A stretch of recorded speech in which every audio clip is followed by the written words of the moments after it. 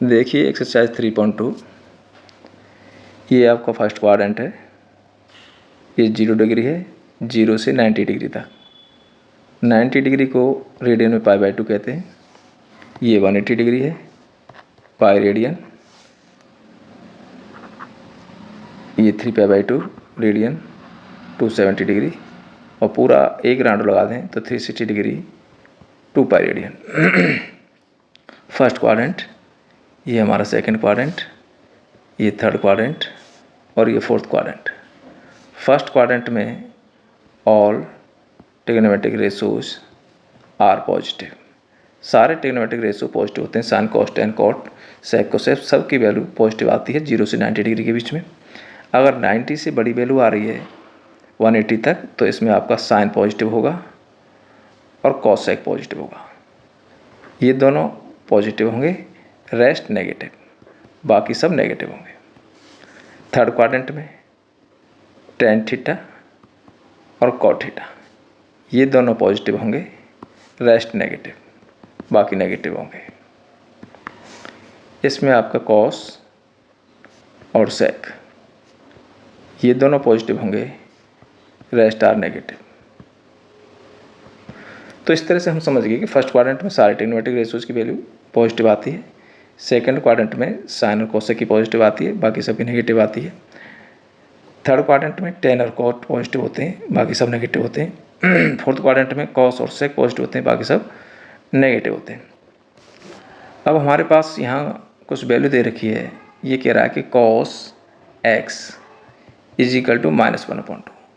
X lies in third quadrant, x in third quadrant, x lies in third quadrant. ये third quadrant में, तो third quadrant में tan और cot positive होंगे, बाकी नेगेटिव होंगे। इसको हम फॉर्मूले की मदद से भी कर सकते हैं और एक छोटा सा ट्रायंगल बना के भी निकाल सकते हैं। तो ये थोड़ा सा इजी पड़ेगा ट्रायंगल बना के। कॉस होता है बेस अपॉन हाइपोटेन्यूज, ये 2 हो गया।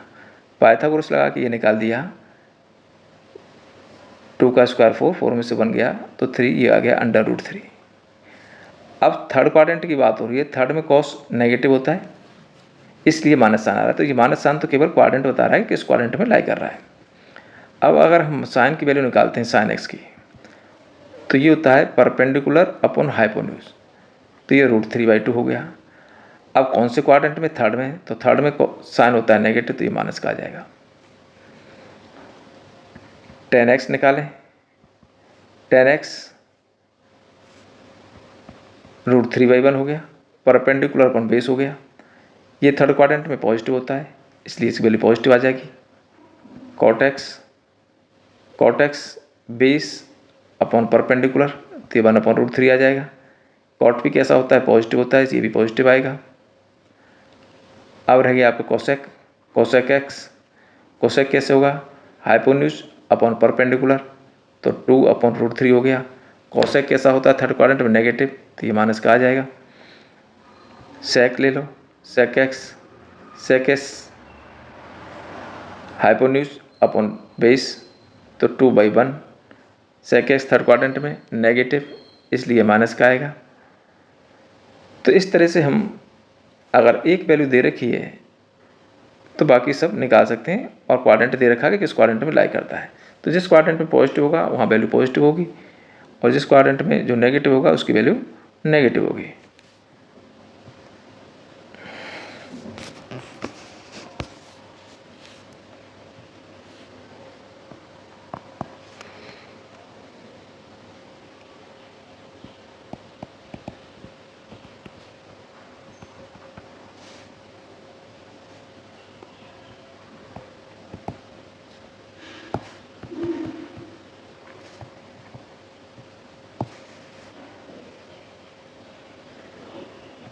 देखिए क्वेश्चन है sine x is equal to 3/5। X lies in second quadrant, second quadrant में है, तो ट्रायंगल बना लो।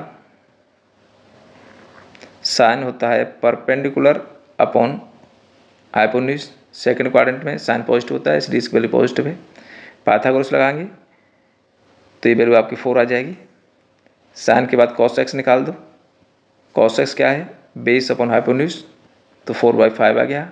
अब ये देखना है कौन से क्वाड्रेंट में है, सेकेंड क्वाड्रेंट में। सेकेंड में कॉस माइनस का होता है इसलिए माइनस आ गया। 10x निकालो, 10x परपेंडिकुलर अपॉन बेस, तो ये 3/4 हो गया।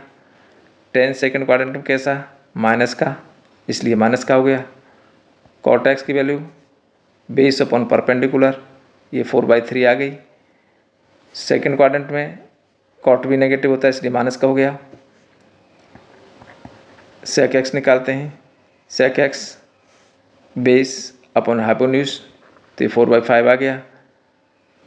सेक एक्स में, सेक एक्स आपका सेकेंड क्वाड्रेंट में नेगेटिव, माइनस का हो गया।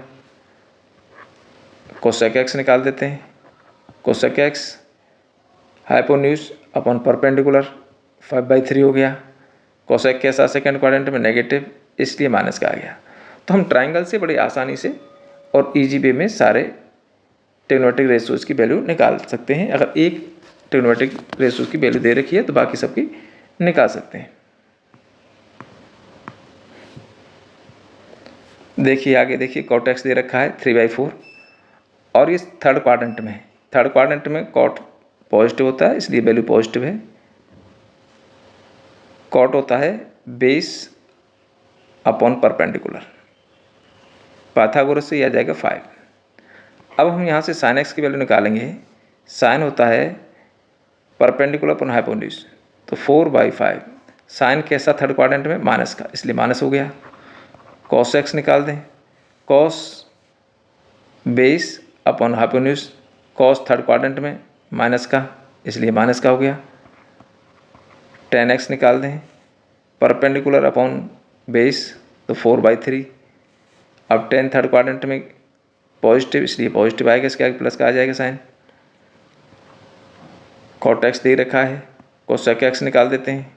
Cosec x hypotenuse upon perpendicular, cosec कैसा थर्ड क्वाड्रेंट में माइनस का, इसलिए माइनस का आ जाएगा। सेक एक्स निकाल दो, सेक एक्स हाइपोन्यूज अपॉन बेस, सेक के साथ थर्ड क्वाड्रेंट में माइनस का, इसलिए वैल्यू आपकी माइनस की आ जाएगी। तो इस तरह से सारे ट्रिग्नोमेट्रिक रेशियोज निकाल सकते हैं बिना फॉर्मूले की मदद से भी, ट्रायंगल बना के, और चाहो तो आप फॉर्मूले से भी निकाल सकते हैं।